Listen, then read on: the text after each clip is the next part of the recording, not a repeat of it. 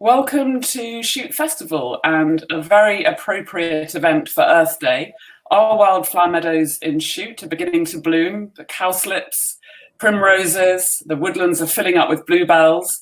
We've got a number of people joining us for the first time this evening, and it's great to have you with us. We, as always, have people joining us from all over the UK and beyond, from Russia, the US, from continental Europe. I am absolutely delighted to be able to welcome Hugo Rittson Thomas and Sir Ghillean Prance this evening, who are going to be in conversation. We've wanted to do an event on wildflowers and biodiversity for some time, and so the publication of Hugo's latest book, Wildflowers for the Queen, is an absolutely ideal moment, and turns out, of course, to be particularly poignant in light of the Queen's recent bereavement. I'm also really delighted that we can begin to bring together the disciplines of visual art and science with the respective expertise of Hugo and Ghillean. Hugo's joining us tonight from the Cotswolds. He's had a very successful career in film and television before moving into nature writing and photography, and he's produced a number of books about great gardens, including The Secret Gardens of the Cotswolds and The Great Gardens of London, amongst others. And his new book, Wildflowers for the Queen, in which I will hold up because it is glorious, is a wonderful celebration of the newly created Coronation Meadows, planted for the 60th anniversary of the Queen's coronation. It's got stunning images of meadows, close-ups of individual species, but it's much more than just a photographic tribute. Each of the meadows comes with a piece of writing about the specifics of the landscape, the soil type, and also the species which feature in the meadows. And the meadows are very diverse in terms of their geography. There are very famous royal gardens. There are some in very remote rolling hill landscapes and others in urban settings. It has contributions from the Prince of Wales, from Ian Dunn of Plant Life, and from other writers. I've read it cover to cover, and you'll be able to see some of the photography from the book and hear from Hugo in just a minute.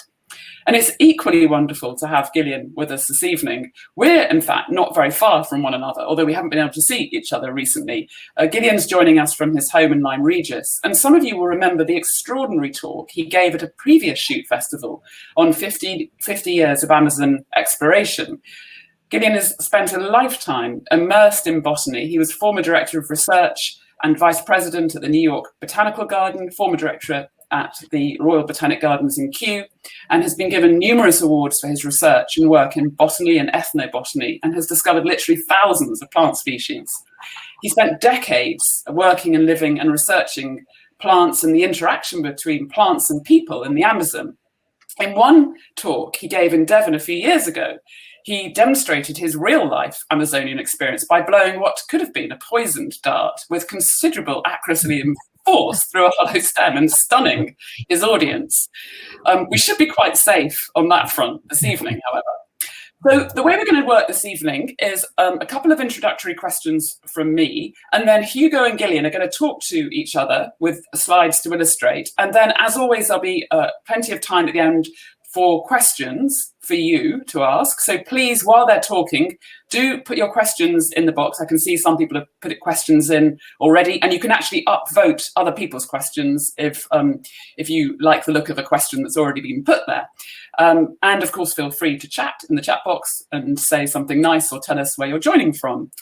So, Hugo, before I sort of leave you two to speak, I wanted to ask you about how the idea for the book came about and your involvement with plant life. Well, I was actually at a charity event at the Chelsea Physic Garden and invited by Philip Mould, who is the chairman of Plant Life. And the story I heard was just so shocking about the treatment of the wildflowers, their legal status, and wildflower meadows, that the undertaking they had with these Coronation Meadows just seemed like a wonderful idea if I could help in any way. And I suppose the answer was absolutely obvious. It was really as a visual person, I should let my images be do the talking. I was really struck actually when I was reading the book about this, the fact that there is no legal protection for wildflower meadows, and perhaps we can come back to that in the Q&A. But Ghillean, I wanted to ask you to sort of follow with some of the sort of botany and the science. I mean, we've lost 97% of our wildflower meadows since the 1930s, which equates to 7.5 million acres. I mean, that's a horrific fact. But can you explain a bit more about what we've actually lost in terms of species becoming extinct, and also just say something about how botanically, scientifically important wildflower meadows are to our ecosystem? It's a disgrace how much we've lost our wildflower meadows at the moment. And undoubtedly, quite a lot of species have gone extinct. Those that are still around are hanging on with just few individuals. And it's not just the plants, it's the insects. A good wildflower meadow is buzzing with all sorts of insects. And so the loss of wildflower meadows has had an even worse effect on insects than it has on a lot of plant species.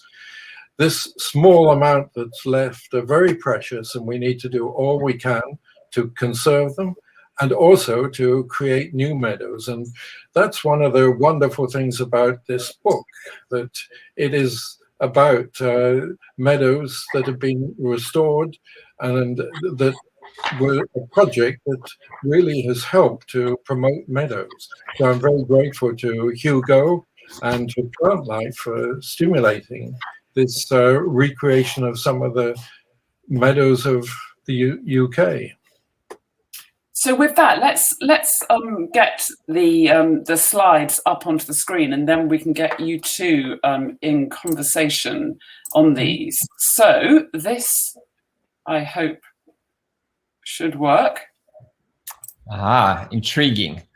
Now that makes me think. Now, Ghillean, you really have had an esteemed career. I've never heard a career like it apart from Sir David Attenborough, really. I regard you as Sir David Junior, or perhaps that should be Senior. So I was wondering where this incredible love of plants came from.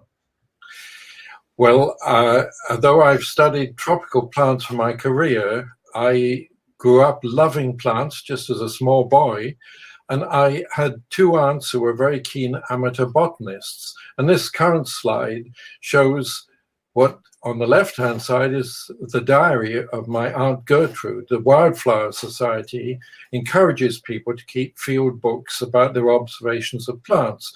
So my Aunt Gertrude kept hers, and on the left-hand side is hers in the 1930s. And on the right-hand side is mine in the 1950s. And you can see that Aunt Gertrude went to various interesting places, several in Switzerland. I went all over the place studying wildflowers. So I grew up with British wildflowers, not with the tropical rainforest. And that's why I love the wildflowers still, and I'm trying to do all I can to preserve the wildflowers of Britain. Well, that's so interesting. I was trying to make out the difference between, the two sets of entries. Within that 20-year difference, has there been a change already, would you say? Because I know World War II was one of the great user-uppers, if you like, the fight for food, took out a lot of the meadows. Is there a big difference in the entries? Yes, there is. And one of the interesting things is that because people have kept these diaries for years, and many of the members of the Wildflower Society do it every year, we've got some comparative data that show the reduction in species and how hard it is to find species. We have competitions run by the Wildflower Society to see how many flowers you can find on the 1st of January or in the midsummer, etc. And it is getting much harder to find some of these wildflowers. But this is helping us to see the effects of climate change. Yes, no, that's very true. I mean, the biodiversity issue is so serious, and that's what really, really shocked me. But you've been kind enough in the Wildflower Society to review my book, and obviously that's how we became acquainted. Could you describe what they do? Yes, you can now see the Wildflower magazine. They publish this magazine quarterly, and the Wildflower Society is a membership organization for amateur botanists, really. And so it brings them together in a sort of fellowship of meetings, the journal, and the diaries that everybody keeps. And those are a sort of competition between individual members. There's great competition one against another to get the most flowers into their diary in a year or even in a short period of time. So what the Wildflower Society really does is stimulate interest in wildflowers. And naturally, the people who have this are very interested in the preservation of wildflowers and their conservation as well.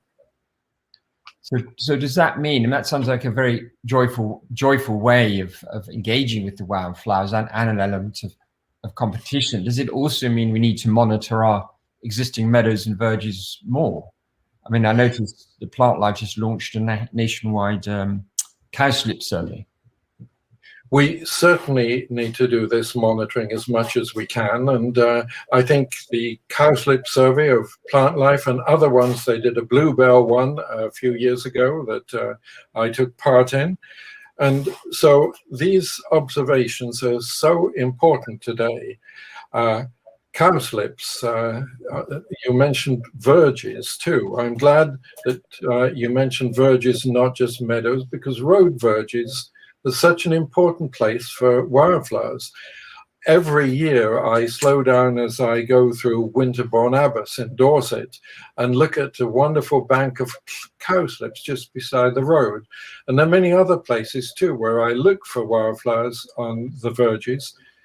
And one of the things that we need to be interested in is stop the use of pesticides on road verges, because it is damaging both the wildflowers, the insects, and the birds. So, yes, wildflowers are extremely important. Well, Hugh, you've done this very interesting project on the book, and you said how you began to go to hear about wildflowers at the Chelsea Physic Garden, but why else? What made you put this project together? Well, I suppose there's a number of things. I mean, I suppose I acted rather like the Wildflower Meadow in Mull, in fact, where the seeds lay dormant for many years and then just sprang to life when they stopped being farmed, essentially. And there they were, this incredible meadow. And the seed was sown for me at that dinner, but it took 4 years for it to actually develop into a fully functional idea. And in that time, I'd done, I suppose, 3 or 4 garden books, which were tremendous. But you know, in a way, I just felt surely I can do something that adds a little bit more. And it was the words of Prince Charles in that charity dinner that, you know, really struck a chord. And I had this you know, epiphany, really. I just felt how tragic and unnecessary the treatment of the planet in this particular way really is, and how it could be addressed, you know, in a way quite directly. And for me as a photographer, it's very simple. You get out with your camera. And so I had discussions with Plant Life, with Philip Mould, their president, and you know, we decided really that there surely must be a way of making the invisible visible. That is both the meadows. I'm probably the only person who's seen all the meadows in that book, and there are only 20 in fact in there, but they range from Cornwall to quite near to Shute, in fact, up to Mull, as I mentioned, over to Anglesey, and Sandringham itself is in there on the east coast. So it was a tremendous voyage of discovery through all these meadows, and they're all completely different. They all have a different character, obviously, because of the nature of the flowers in them.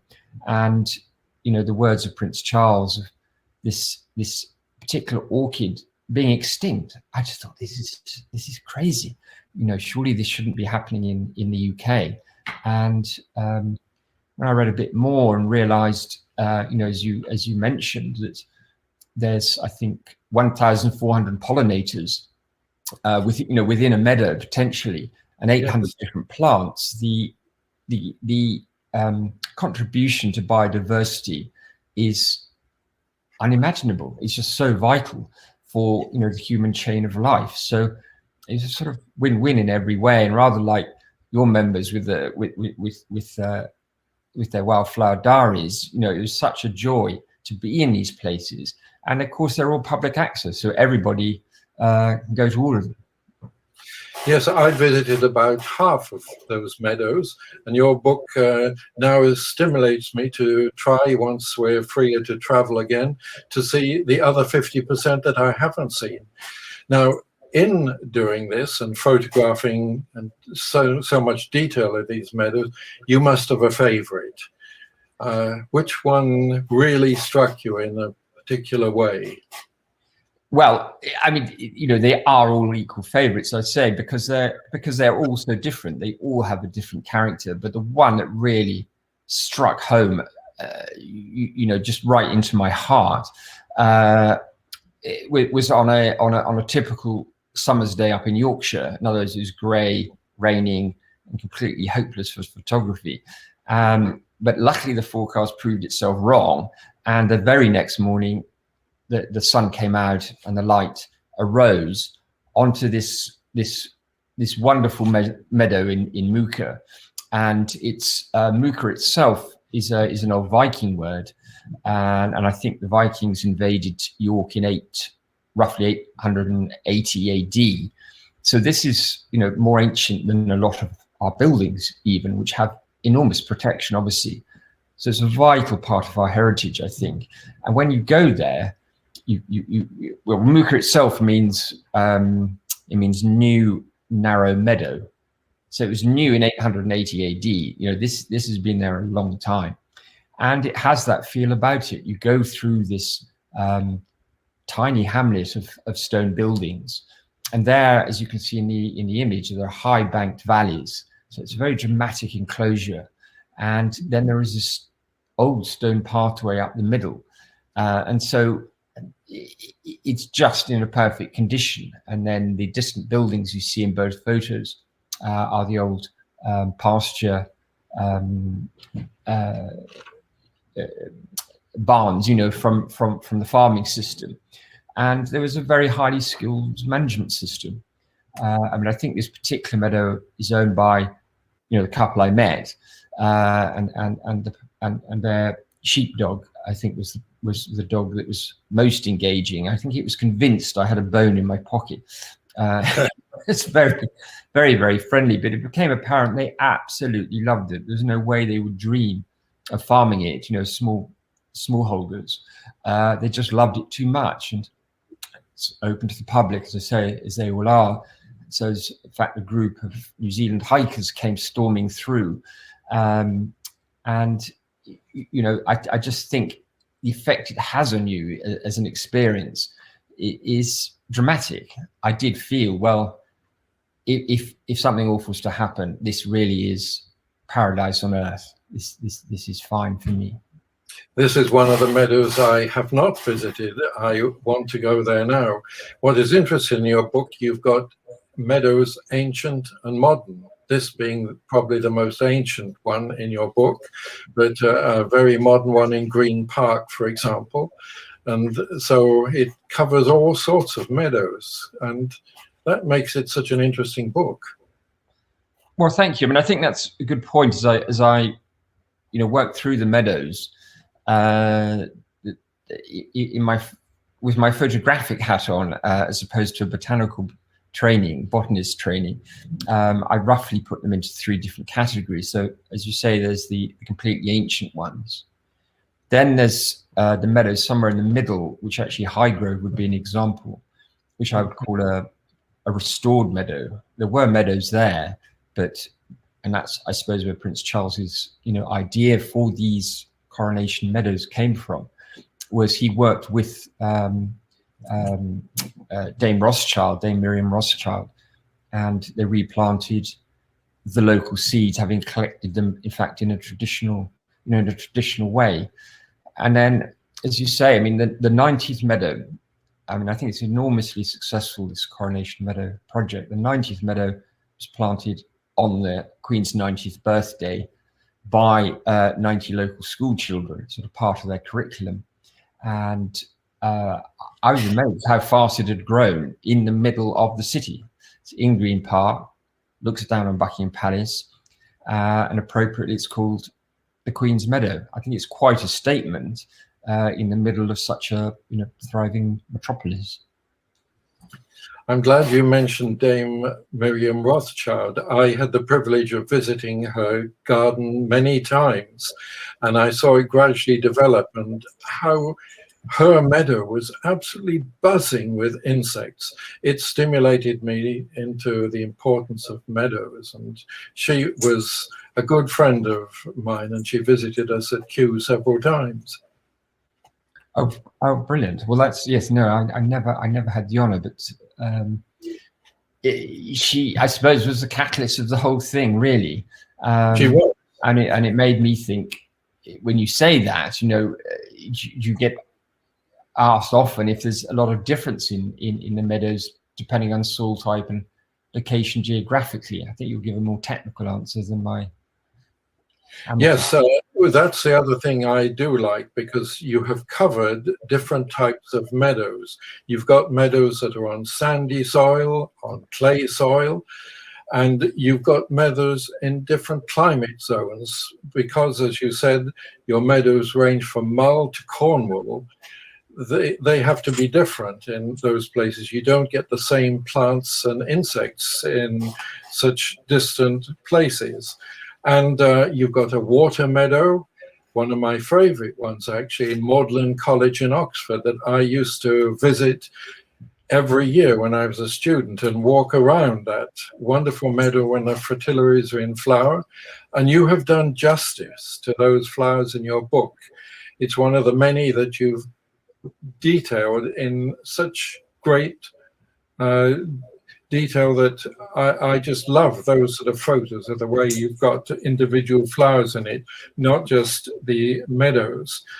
And you've got calm grassland in it as well.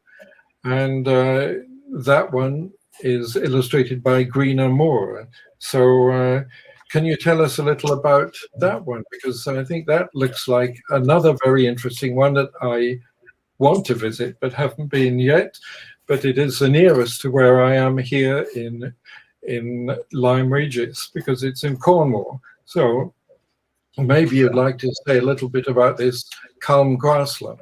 Yes, I mean the images actually are not that probably anyone would know, but they are actually of Dunstan Moor nearby. So you actually get two for the price of one, Ghillean.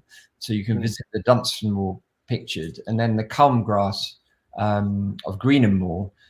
So for anyone in Somerset, this is probably the nearest one in the book, and conveniently on your way probably to the sea if you're traveling that way. And I've never seen a landscape like that, really. I mean, it's more like being in Scotland. And again, as you say, the soil type is completely different. And you realize how a lot of it must have looked around there before intensive draining or intensive farming changed some of the elements. So I think it's my understanding is it's one of the very last in the country, and therefore probably in the world. They're not anywhere else. It did have this wonderful ancient feel about it, but at the same time, your bonus ball, Ghillean, would be there are an awful lot of orchids there. There's really quite a big range of flowers in there, and it just has this ancient feel that I love so much in Devon, Somerset, and Cornwall. So, I'd recommend it. And you've made the most of bird's foot trefoil in that meadow. I just love all those dissections, almost those artistic arrangements of such a common flower that is characteristic of meadows. And anyone who wants to look at the book, just look at Hugh's wonderful way of illustrating bird's foot trefoil from that particular meadow. here, being the nearest to here, but there are meadows a lot more in the southwest. So in the future, maybe you can go and visit Kinkham Meadow in Dorset. I'm making notes. Wildlife Trust. That's one of my favourite meadows as a member of the Dorset Wildlife Trust. No, I'd love to. I mean, I'd love to spend more time in the meadows. They have that effect on you. So, anyone Yes. with a family, it's a really fun encounter to try and see how many different flower types you can see, or perhaps you go photograph or sketch with one. And yeah, so I've written that down. Kinscombe Wildlife down in Dorset. Yes, you will enjoy it in Dorset, not too far from Dorset. One of your meadows that I visited several times is Highgrove. Tell me a little bit about Prince Charles's involvement in meadows and in your book. Well, I mean, he started the first meadow within the category of re-established, I'd say, at Highgrove, pictured on the writer's screen, in fact. And he is very personally involved. He himself counts all the orchids, and it was an incredible number, like 8,000, I think. That I'd heard, and it changes dramatically there. So he absolutely loves it. He came up with the idea for the Coronation Meadows. That was his idea, as a tribute to his mother, and it seems a very appropriate present now in this difficult time for her. And so there are an awful lot of Coronation Meadows now. It's growing because people love it so much. It's becoming like sort of the wilding movement in its own way, and is much, I would argue, much more accessible to people.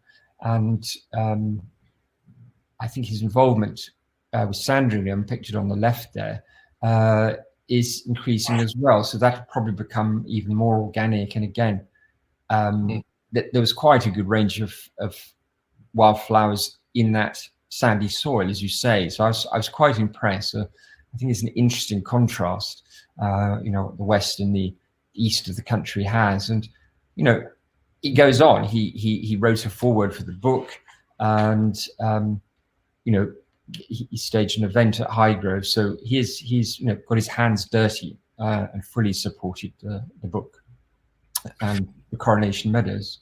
And he's also, not chairman, be patron of Plant Life Charity. Yeah, I visited Highgrove several times, and it's amazingly diverse meadow. I was there once when it was full of camassia. Now that is not a native wildflower, it's an American one, but it looked so beautiful when it was just a field of blue. Did you see it with the camassia in flower at one time? No, absolutely not. And of course, I've been there probably more restricted time than you, and only once. I'm fascinated. What else has how diverse you feel Highgrove is, and how well it's been conserved. I bet it's changed quite a bit in your 4 visits. It's an older meadow, so it is diverse, and it's been well managed, I think. So it's well worth a visit to anyone who can. Another meadow that you have featured that I think is important, that I also know, is Chatsworth. And maybe you'd like to tell us a little bit about that one. I see that that one was designed by a Q-trained person, Dan Pearson. Yes, exactly. No, it was rather a fascinating encounter, because I'd photographed the Chelsea Flower Show 2000, I guess 15, forget which year now, but fairly recently. And Chatsworth had won the main prize of the whole flower show with this incredible stream and giant boulder in the middle. In fact, on its own little island at the bottom of the avenue, with the stream. I thought, that's incredible, and not surprised Dan Pearson, won the top prize. And I get up to Chatsworth as His Grace is trying to develop the garden into a contemporary garden. So the formal gardens around the house have remained largely unchanged, but in the further regions, he's gone wild, and it's very impressive what they've achieved already. And lo and behold, I came around the corner, there was this enormous boulder from the Chelsea Flower Show, and he'd taken it back to Chatsworth and put it in its original spot. So it's quite an impressive setup, which isn't that far from Mooka when you're heading up in that direction. So you can pick that one off as well, Ghillean. And Dan Pearson very kindly wrote a text for the book as well. I mean, another one that I suppose falls into that call to the Wildflower Meadow is Highclere Castle, pictured on the right.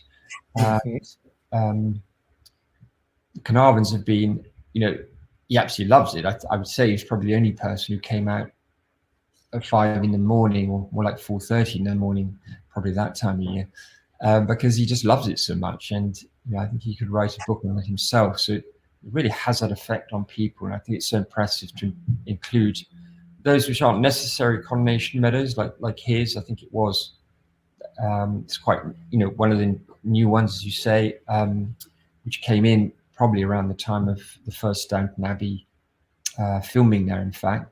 One of the things that I like about your book is that you've managed to get various of the owners of meadows to write up their own meadow. So this Highclere is the case where the Earl of Carnarvon has written a very nice thing about his garden.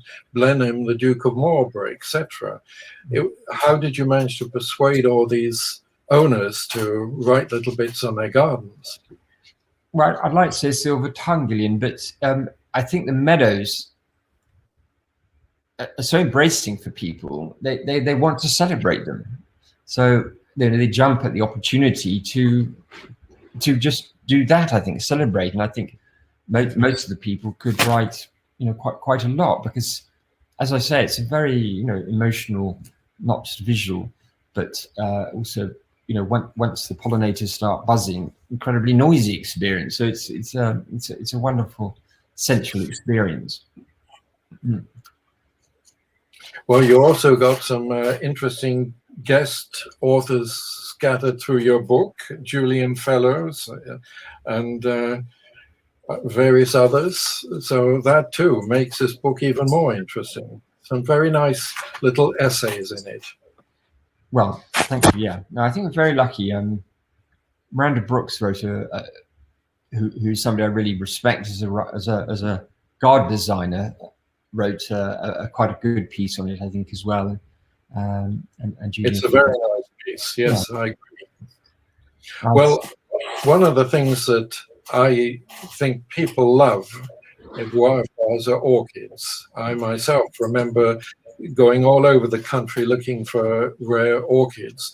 You must have a special love of orchids because they feature in so many ways in your book. So are orchids something special for you? Well, they are now. That's the thing. I mean, I feel so blessed to have taken on this, this challenge, because I really only knew the common spotted and perhaps the pyramid orchid, and I had actually very little awareness, having been restricted, if you like, to garden photography and hadn't explored fully. So for me, I could not believe, pictured, where is it, bottom right, the monkey orchid. I mean, this was in Parkgate Down in Kent, and I just thought, surely this is from some sort of hybrid in Thailand or somewhere like that. But there it is, and it was a sad story because it was believed extinct until 1952, and luckily proved wrong. They found one small colony down in Kent, managed to successfully make a second one, and I photographed the original Parkgate, and even then, in fact, that was the only monkey orchid I could find, to be absolutely honest. So, you know, it was very exciting though. And they look like little monkeys, and they've got the tails, and they're all, you know, falling off in a little colony off the green stem. And I suppose the same applied really to a lot of the others. I mean, there's something about the anthropomorphic orchids, you know, the man and lady orchid also pictured. They just, you know, they just reverberate. And the lady orchid again was my first photo shoot for the book. It was at Plant Life's Ranscombe, if you like, flagship meadow, which is quite big. You know, the thing about photographing a garden is you can obviously find it quite easily. It's been very carefully designed, even more carefully maintained, and generally the shots just speak for themselves. So there I was with a GPS coordinate, thinking, what have I taken on here? I don't see any flowers whatsoever. And, you know, I'm working against the clock, obviously, because there's a limited amount of time while the flowers are out. I've got to get all the way around the country. And you know, as you know, you've got to shoot them either very early in the morning, first light, or last light. So, yeah, I've lost one day already, and I haven't managed to even find the flower. What have I taken on? And as it was getting dark, I found the first lady orchid. The GPS was actually a fence post, roughly the same height as a lady orchid. They're of a reasonable size, the lady orchid, and so I was just so pleased. I went to bed knowing I had to get up in a couple of hours. Alarm goes, you know, 3:45. Get set up, really happy, and just waiting for the light to come and hit it right. And I hear this crash, bang, wallop, which in the middle of nowhere that time of day, I couldn't figure it out. And it was a herd of deer coming through, frightened by a dog walker up very early, and they took out the lady orchid. Oh no! No lady orchid to photograph. I'm like, you know, it was a wonderful wake-up call to, you know, how nature, or reminder how nature works. You know, this wasn't a garden, and so you know, you have some tremendous moments where the unexpected happens, and you have to, you know, embrace that as we do gardeners. But I found other lady orchids there, luckily, and in a way they're one of my favorites. So on the left, sorry, the man orchid I think was equally surprising. So I know that land, this is Darling Banks, was used, that exact land was used for anti-aircraft guns in World War II. So they, you know, had a lot of action. And yet the wildflowers came back. It's on the edge of a town, and they were highly regarded and respected by, you know, all the locals. There was a path through the middle, and you know, they were much loved. And it's just something incredible to see something you've never seen before, never knew existed, which was the case with all, just about all these orchids. There's probably another 10 or so in there. So it was altogether a great discovery. Yeah. Yes, orchids are interesting. I've had many orchid adventures. I won't go into them now, but I remember being taken to see the monkey orchid that you just showed us by my botany teacher at Oxford, in one of the other rare locations in Buckinghamshire where it exists. Now, you made this book in collaboration with Plant Life. That made me very happy, because actually Plant Life began when I was director of Kew, and we had an initial meeting there with the people whose idea it was, including David Bellamy and others. And Plant Life has really developed as a wonderful charity. I was always a bit jealous that RSPB does a lot for birds. There wasn't a plant charity that was really trying to do the same thing and conserve our plant life. So thank you. And what do you think about working with Plant Life? Have you enjoyed that? Oh, they were tremendous. I mean, you know, I couldn't have obviously done it without them. Professor Trevor Dines, Dr. Trevor Dines, also wrote a lot of the text in the book. And if I'd had my other computer open, I'd have read part of the text, but I'm nervous of knocking out the signal, because he writes, quite poetically. It's really extraordinary, and I can feel I'm in the meadow. He really brings them to life.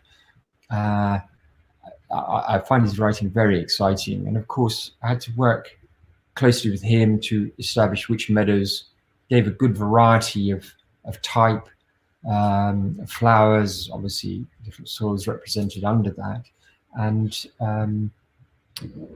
the actual managers of each of the meadows in turn, obviously very passionate about their babies, and I think there's only one misjudgment, which was I'd arrived at all the meadows at more or less the right time, given the fact it was one of the hottest summers we've had. I think we did our very best, apart from the rather fascinating Loughborough Meadow, and I was assured it was another month to go. So I thought, well, I'll go with 3 weeks to go to photograph it, just to be on the safe side, and nearly killed myself on the way down.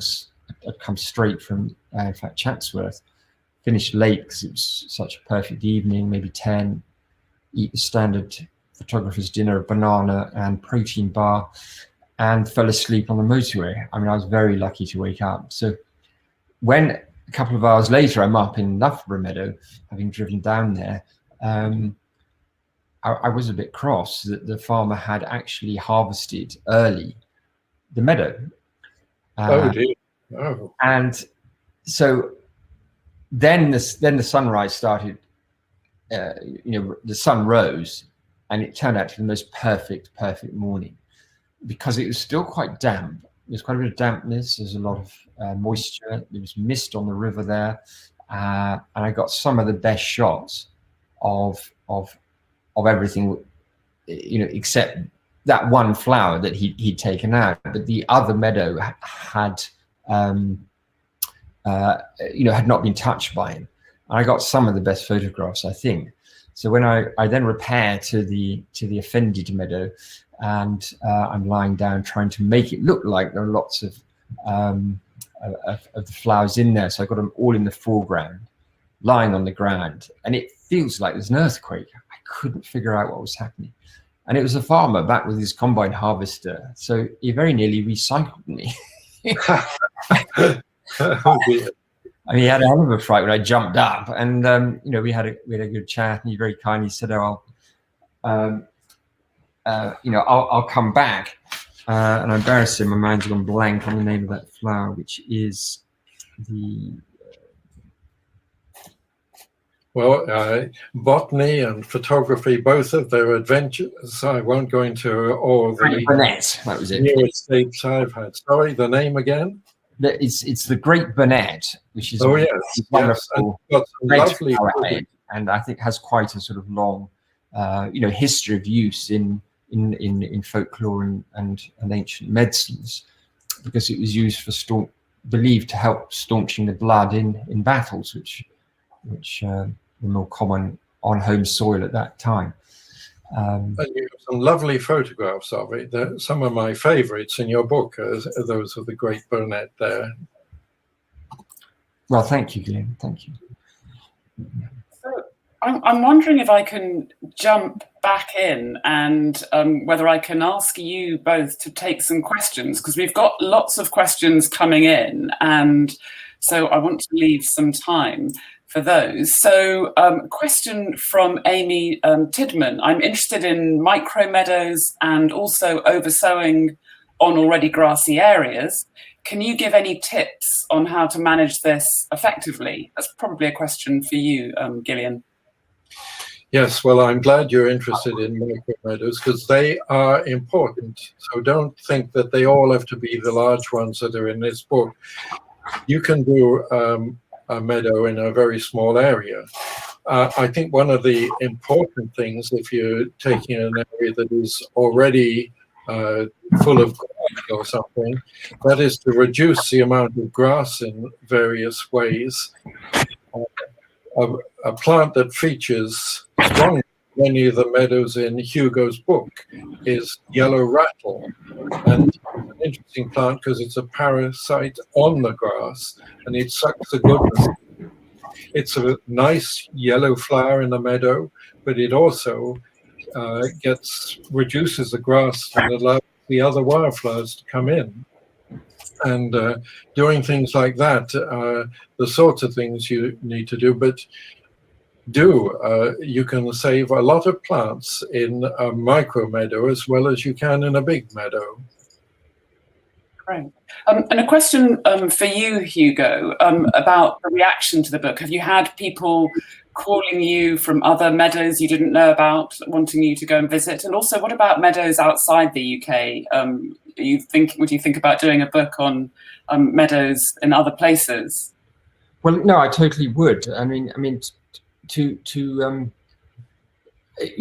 first I'd agree with what Ghillean was saying, is that, for instance, Plant Life do a county flower program, so everyone can get involved at a very local level. You don't need land or even a window box, to get involved in your local meadow. And yes, I would love to do more work with the Wildflower Meadows, and the interest has been enormous. I mean, the one person I really wish I'd been able to include, whose meadow I heard of too late, was Keith Weed, who's president of the Horticultural Society. I think that would have been helpful for the cause, if I can put it like that, because he and his wife both really love their meadow, and yes, they keep on coming up, and that's why I say it seems a bit like a wonderful movement is taking off here, because it's more or less everyone I ask. I say, oh, by the way, I said, oh yes, we had Plant Life round about a couple of weeks ago, and they're assessing, and then they're going to do a count. So I think people are really getting behind it, and it's an easy one in a way because they look so beautiful. But now we understand the biodiversity gains are so vital and so great. I think it makes it quite an easy sell. And I'd probably take Ghillean's advice on where to go abroad. But I have been lucky enough to go to Eastern Europe, and I suppose it's like this country was. My guess would be, say, 1930, before the big dig for victory in World War II. So yes, there are great examples in Europe as well. So the Swiss alpine meadows are absolutely beautiful. You'd enjoy those sometime, Hugh. Well, I'd love to go there. I've been meaning to go there all my life. I still haven't made it. It's ridiculous. So that's your next book. Another question on the science side: how important is it for wildflower meadows to communicate with each other? In other words, sort of have some kind of connection with another wildflower meadow, or is it okay botanically, biologically, for them just to sort of exist in isolation? Because I think this relates in part to this cowslip project that Plant Life is doing, and the concern about the gender balance between cowslips. Yes, you need an adequate population of all the species in a meadow, so that is important. And one of the things that connects meadows are the pollinators. And I think that we really need to have as much connection between meadows, and even small meadows like the micro ones in between can rescue some of the pollinators and help them to travel from one meadow to another. So I think the connections, particularly, I would say, are important for the insects and the birds that go between the various meadows. The plants in themselves, the more we can have, the more we can increase the population. Some meadow plants are very common and occur in most of the meadows, as you can see in the book we've been talking about. But there are others that are extremely rare. Some of the orchids that Hugo was talking about right now only occur in one or few of the meadows or woodlands. And so those need to be increased whenever we can. Got a question from Sue Fahy about almost about the sort of, the legal sort of side and the protection of wildflowers. Is the wildflower posy harvest, once part of childhood wanderings in nature for many in an earlier era, now seen as an act of vandalism along with the daisy chain? And I suppose connected to that, coming back to this question I posed at the beginning, do we need better legal protection? It seems anomalous, for example, that we have a tree protection order, 1957 tree protection order in Shute, which means that, that I cannot legally chop off a dead branch of a tree before 1957, but I could, if I wanted to, just mow up the wildflower meadow. So yeah, what do both of you think about needing more legal protection? And Sue's question. Well, shall I start and Ghillean can give a more detailed response? I was surprised when I read last year that, as you say, that trees have enormous protection. There's some poor fellow who had 5 trees blocking his light in his garden, and he chopped them down, and he ended up with a bill for £170,000 fine from the council. So that was a fine. And you could take out a meadow with a modern tractor in a morning. Some have protection, and we've covered that a bit in the book, and the picking of flowers, its legality and on which flowers. But I think the sort of drive behind plant life in a way was to try and increase the respect for them, the understanding for them, which would enable their legal status to be upgraded. But Ghillean will have a more detailed answer, I suspect. Well, I would certainly agree with what you just said, Hugo. Plants don't have enough protection other than trees. It is illegal, though, to dig up plants on any property unless you've got permission for the owner. And that in itself is a good law. But the trouble is, if you own the land, you can dig up all your cowslips or whatever. And so that means there is not enough legal protection at the moment, especially for the rare ones.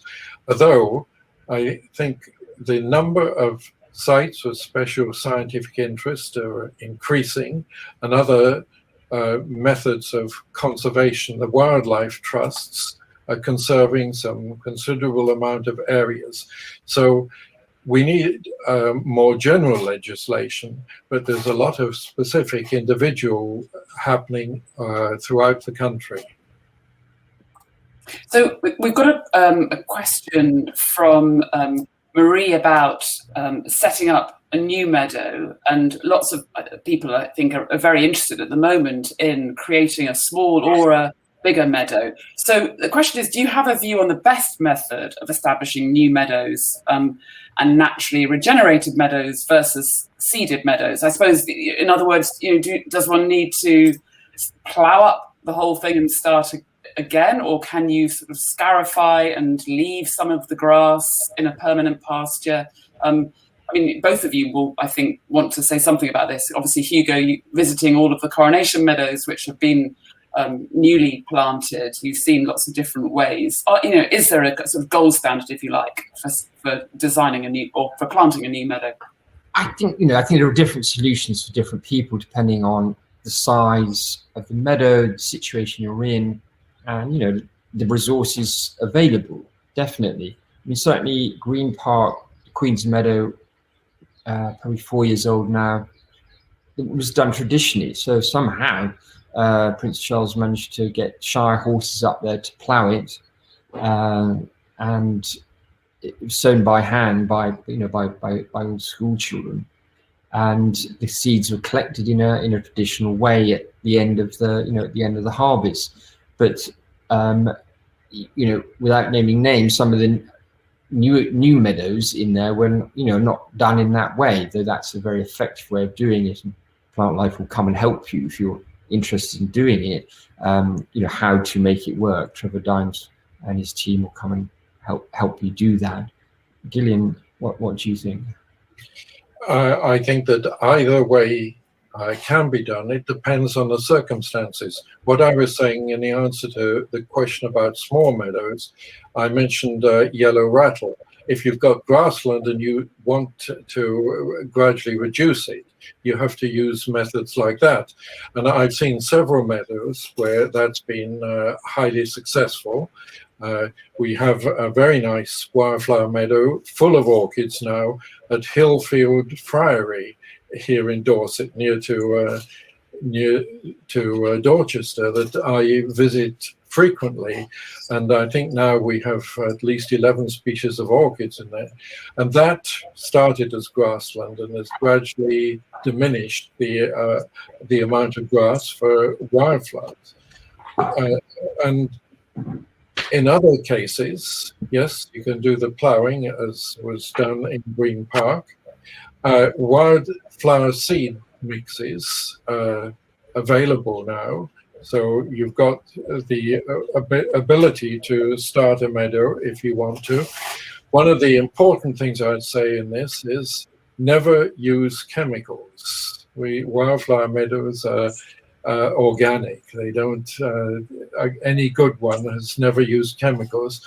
And the other important thing is, you mentioned that one of the gardens, Hugo, where they cut it down in the meadow.